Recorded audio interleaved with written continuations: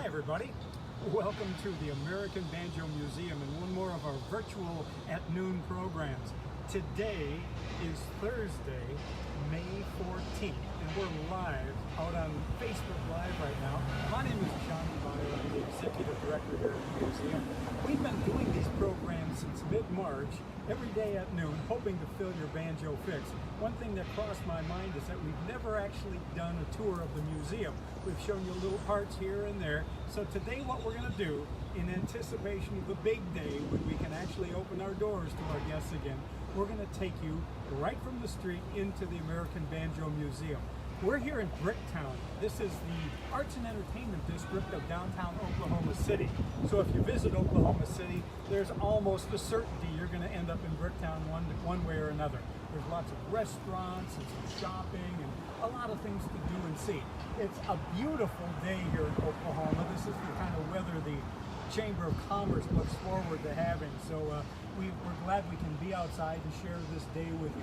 But we're going to walk across the street. Typically this street is full of cars, full of traffic. So today I don't think we're taking our life in our hands by walking across the street. But we're going to take you, we're on Sheridan Ave and right across the street to the American Banjo Museum. You know, we've been closed to the public since March 11th, and it's been a real upsetting time. Usually we've got so much activity, music, vibration going on in the museum. So getting out here in the sun and the wind and all this sort of stuff is really, really kind of invigorating. But we're going to take you into the museum and give you a real first-hand look at what we do. This entryway here, by the way, we're working on.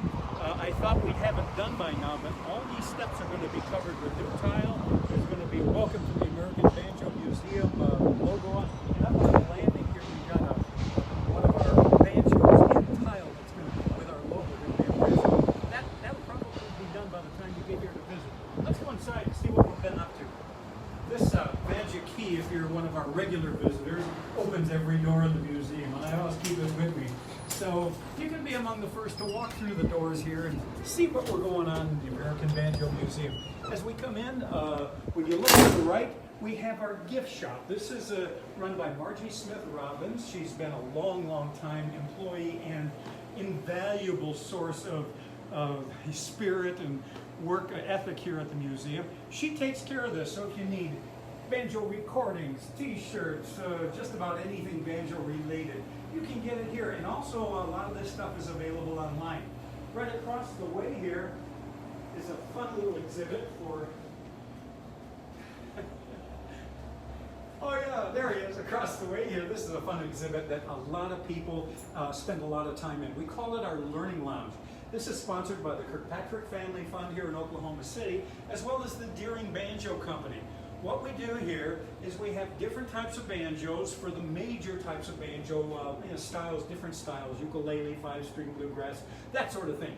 And then on this screen here, we put the squeeze on some of America's, or actually the world's best banjo players to give you lessons. So if you've never touched a banjo before, the idea is pick up a banjo, press the button that kind of matches that style of banjo, and you can get a lesson from guys like Tony Trischko or Gary Davis or Jens Kruger. I mean, some of the best players in the world took time out to help us make the Learning Lounge possible along with our sponsors. So that's a real hands-on thing here at the museum. As we go in, this is when you visit the museum, this is what you'll see when you walk in. You see our reservation, or our reception desk with Cheryl. Say hi, Cheryl. Everybody say hi to Cheryl. She's been with us for a long, long time, and she's our first line of defense at making people smile when you walk in the door, so we're glad to have her along. We go in, one of the things that we try to do when people walk in the museum is grab their attention right off the bat. So for many people, Earl Scruggs is the name associated with banjo for almost the last century. So what we have here is one of Earl Scruggs' banjos. This is one of the few banjos that was really associated with him throughout his career. And when his family started to split up some of the really iconic instruments associated with Mr. Scruggs, this instrument was part of the offerings that they had, and we were fortunate enough to acquire it for the American Banjo Museum, because every picture you see in there of Earl Scruggs is him holding this very banjo right here. It's truly a piece of banjo history, and it's our hook. if somebody walks in that front door and they're not sure if they want to come in and see the rest of the museum, if they see this, we got them. So that's what we do. Another thing that's important for us here at the museum is getting people enlightened and introduced to banjo history. Banjo's had a long, long history. In America, it started in the mid-1600s when enslaved Africans introduced a banjo-like instrument to American soil. The ongoing evolution since that time of the banjo to the instrument we know today has been almost a 400-year evolution, which we try to capsulize and cover in about 8 minutes. It starts here with a tribute to the African-American legacy to the banjo history. A picture and a painting that was done by Henry Ossawa Tanner called The Banjo Lesson is one of the most iconic images associated with the banjo and its history. And what we've done is taken that image and tried to recreate it here in a three-dimensional form. That's how we start our story. I'd love to sit here and spend 8 minutes to go through with it, but you can come here and see this history next time you visit the museum. As we walk through the exhibit, I'm going to walk backwards here so that you don't have to look at the back of me. This exhibit takes you through the earliest days of banjo history, to the classic era of the five-string, through minstrelsy, through the jazz age, and picks up the banjo story right after World War II. As we go into the dark here, okay, I'm going to turn around and walk through here. Years before string instruments, there were drums. We pick up the banjo's history story after World War II when it made a great big comeback. It was part of a nostalgia boom that you saw the pizza parlors and the banjo parlors with people singing. You saw the groups like the Kingston Trio and the folk revival of the 1950s. Of course, the bluegrass boom that started in the mid-40s when Earl Scruggs joined the Bluegrass Boys on the Grand Ole Opry. Post-World War II was a huge time of banjo resurgence and popularity, and this part of the exhibit covers that period in time. Now the thing about it, up to this point, if you're a museum visitor, you had not seen a banjo yet outside of Earl Scruggs' banjo in our entryway. So that's where our story kind of expands. After we get through the history exhibit, we take each of the periods of banjo evolution and give you a taste of those with instruments, images, text, that sort of thing. We start with the 1840s with the era we call the Minstrel era.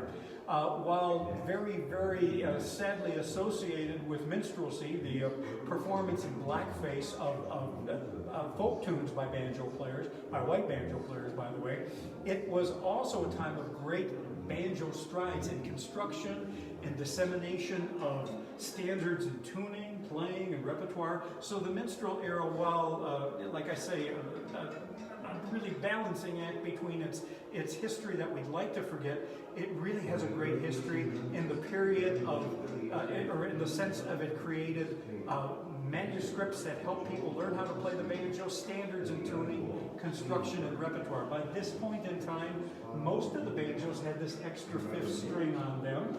Most of the banjos in the early part of minstrelsy did not have frets yet, so they were just flush fingerboards.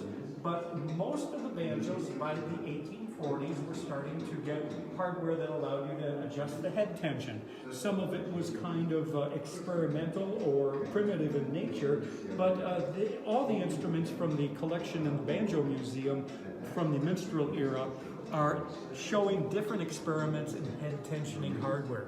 So it was a real kind of a milestone period of banjo construction and development. That step was taken further, like to the nth degree, once we get into what we call the classic era.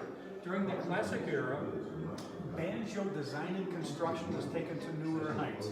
It was largely manufactured in factories rather than homemade or small factories, and the need for more volume, more sustain, more intonation correctness, all these things were addressed during the classic era by different banjo manufacturers.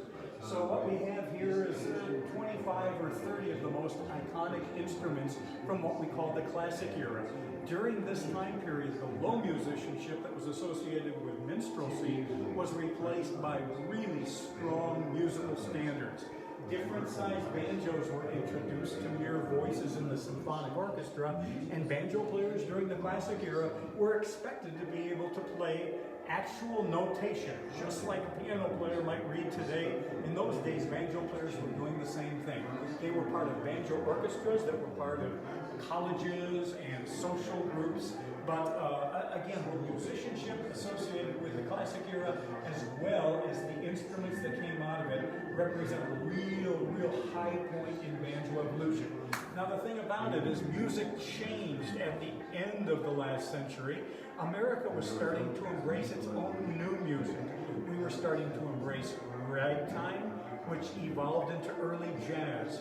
And as the dance bands, or orchestras, let's call them, of the late 1800s, which were primarily violins and classic-oriented instruments, as those orchestras started to incorporate brass and reed instruments, these earlier banjos, that, by the way, were played with bare fingers and strings made of animal intestine, they became very difficult to hear and were kind of losing their place in American popular music.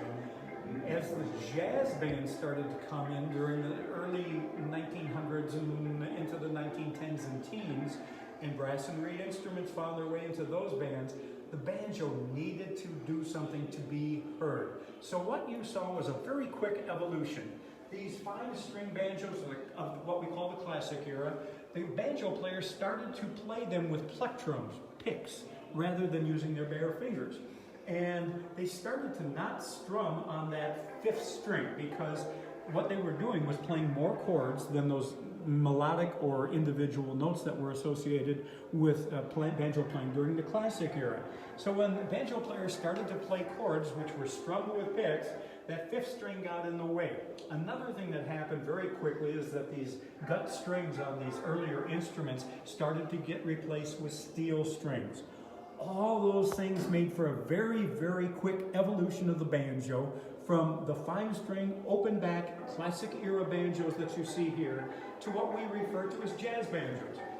This area of the museum is introducing you to the jazz age banjos. Jazz age banjos are recognized, they were made during the 1920s and early 30s, or perfected during that period. They have 4 strings on them.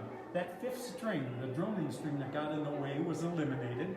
They had steel strings that were strummed with picks, and they're also notable for the fact that resonating backs to send the sound out towards the audience were introduced during this period. So we have a great collection of jazz age banjos here at the American Banjo Museum. It was actually our core collection as we started the museum. We did this kind of as a carryover from our first museum, the National 4-String Banjo Hall of Fame Museum.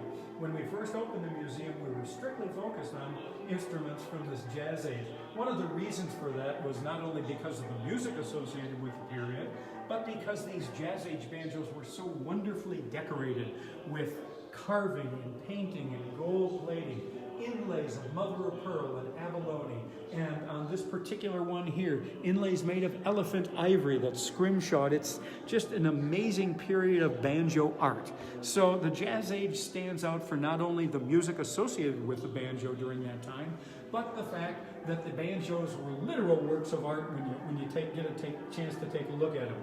We have over 300 jazz age banjos out of the 500 banjos in our collection.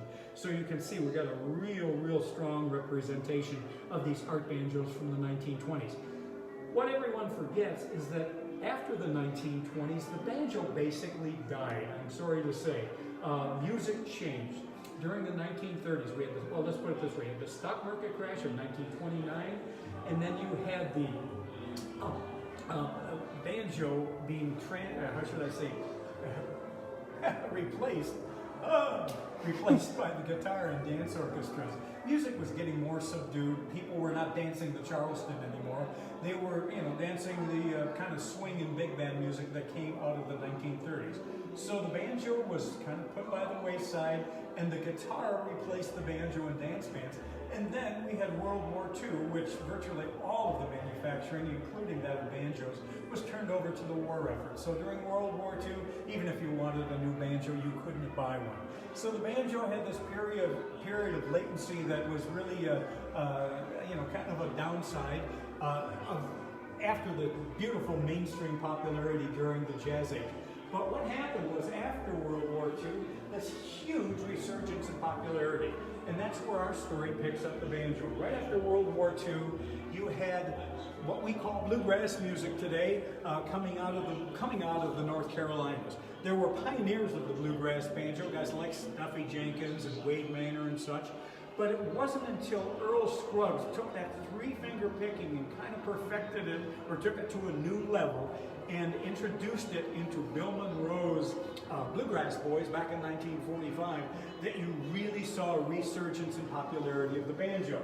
Now, of course, at this point in time, these banjos were again 5-string instruments, and as there were so few banjos made with 5 strings during the Jazz Age, and as soon as banjo manufacturers could come back and make banjos after World War II, these instruments from the pre-World War II era that really actually were 5-string instruments as they left the factory are really, really prized possessions among banjo players and collectors.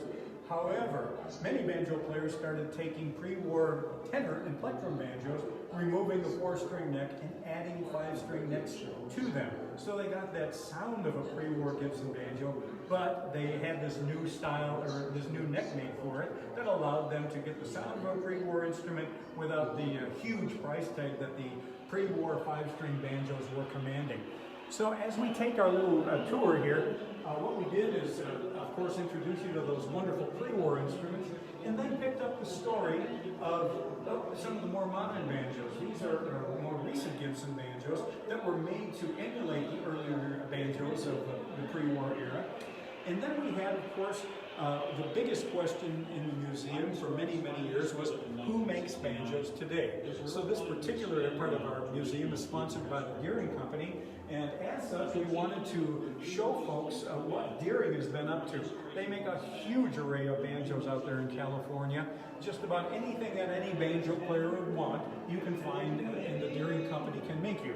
Now, there are, of course, other banjo makers around there, but around the country, but the fact that Deering covers such a spectrum of banjo museums, or banjo models, and is a sponsor here, this is a really good way to introduce folks to what's being done in banjo manufacturing these days.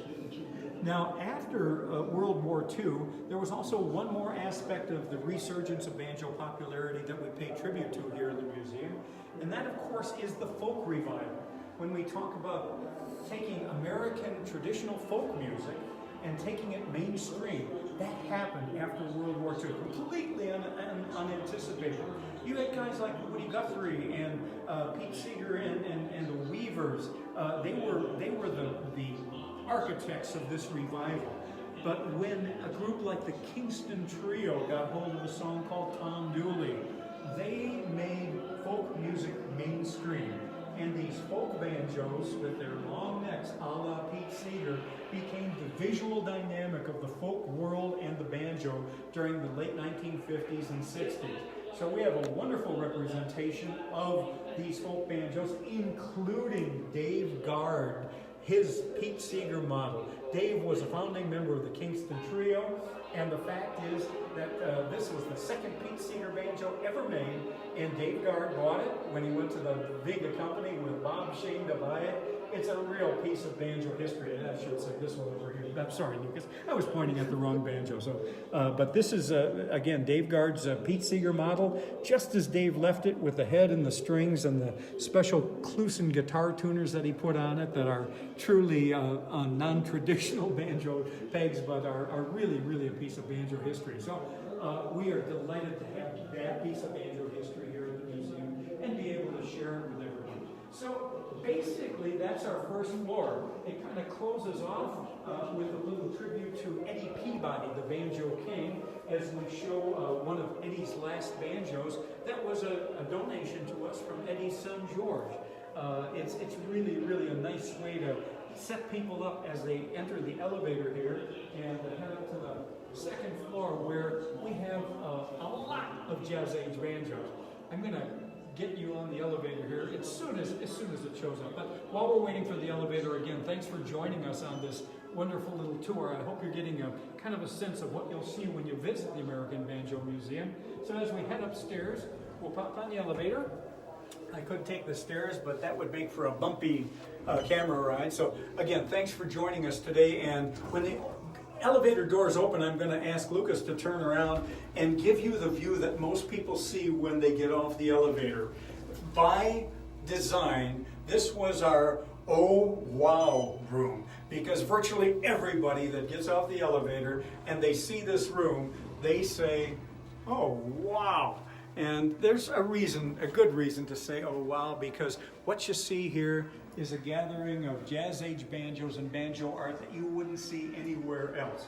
A big core of our collection is right in this gallery here, where each of the major manufacturers from the jazz age is well represented.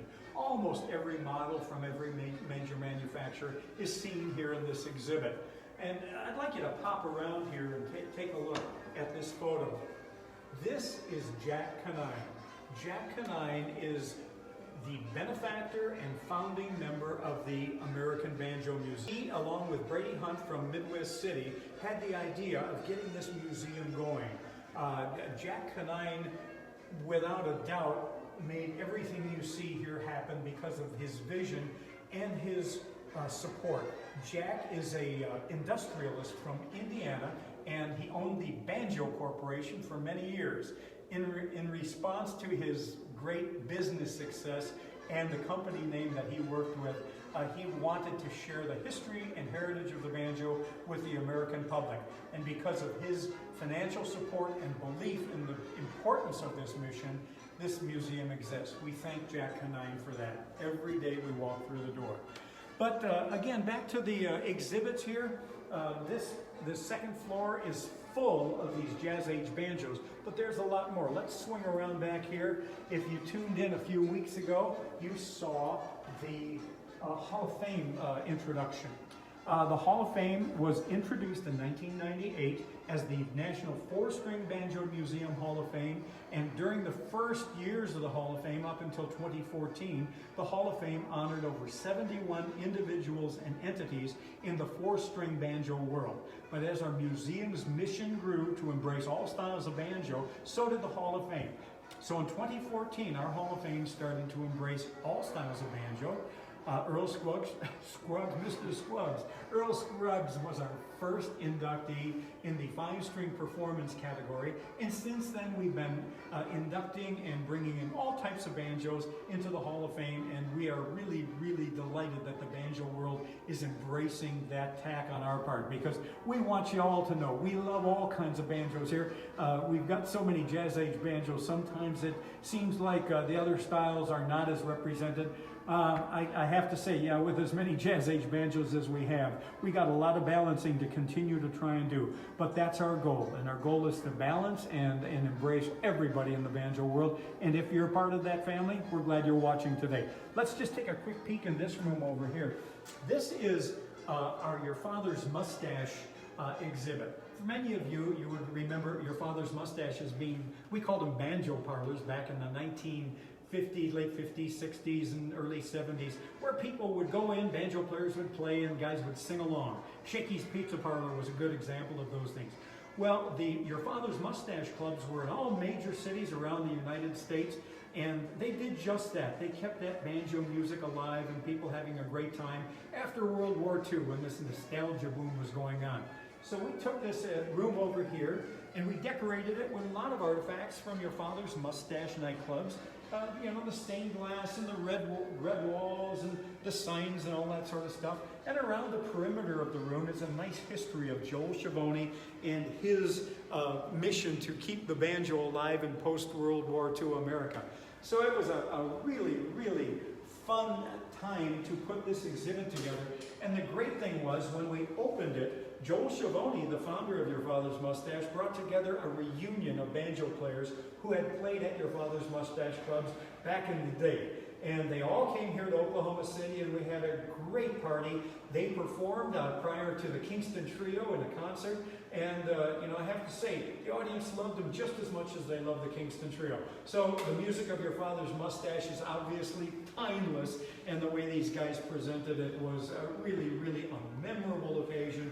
And having this room here as our performance area kind of brings that how should I say, that spirit to everything that we do here in terms of performances at the American Banjo Museum. Let's go back out into the gallery here and take you down to what we're working on. Last week we did a preview of a new exhibit here, the Women of the Banjo, and that's coming together really nicely. We're getting more stuff to put into the exhibit all the time, and we're just putting the finishing touches on it. As soon as Dolly Parton's banjo and gown get here, I think we will be done. But when that gets here, then we're going to have a really fun time opening this up as we pay tribute to all the women of the banjo, not all the women of all the women of the banjo, because there are only so many names to go around, but we have so many important women of the banjo represented here, and we want to thank all of the women of the banjo for all that they have done to bring the banjo to where it is right now, because it wouldn't have happened without all the women who play the banjo, and I think we've got a really good representation of the milestone and trendsetters in this new Women of the Banjo exhibit, which is going to open as soon as we open our doors, and we're hoping that's really, really soon. We have one last little aspect of the museum up on the second floor is our representation of the banjo ukuleles, because the ukulele is so red hot among young people these days. We really wanted to make sure that anyone who walked in here and saw all these banjos and said, boy, I'd like to learn to play the banjo, realizes that if they can play the ukulele, they can also get started playing the banjo. Back in the 1920s, there was no greater popularity than the ukulele, and it's resurged in popularity right now. So all these banjo ukuleles, or virtually all of them, came out of that 1920s era when banjo manufacturers said, hey, well, the ukulele's popular and we sell banjos, let's make something ukulele players can play. So you see all these wonderful banjo ukes that came out of that time period. It was a great pleasure to have you here at the American Banjo Museum, taking this little virtual tour today. I hope you've got kind of a better feel as to what you're going to see when you get here, and we can welcome you into our doors. For the time being, we're going to keep up these daytime shows and give you your daily banjo fix. If you're not already, please become a member of the American Banjo Museum. It's a great way to stay on top of all the things that are going to be happening when we get back to normalcy here. And also, send in your donations. We've had a lot of them come in. They're so much appreciated right now as we try to get through this kind of weird time. And I think we're over the hump, but we still have a long way to go, and we really want to make sure you're safe, healthy, and happy when we open our doors and you can visit us here at the American Banjo Museum. So for now, thanks for tuning in. It's really been fun taking you through this thing that's really my life and a lot of people's lives as well. So on behalf of all of them, our staff, our board of directors, Jack Canine, and myself, I'm Johnny Baier. Thanks for joining us, and we'll see you next time.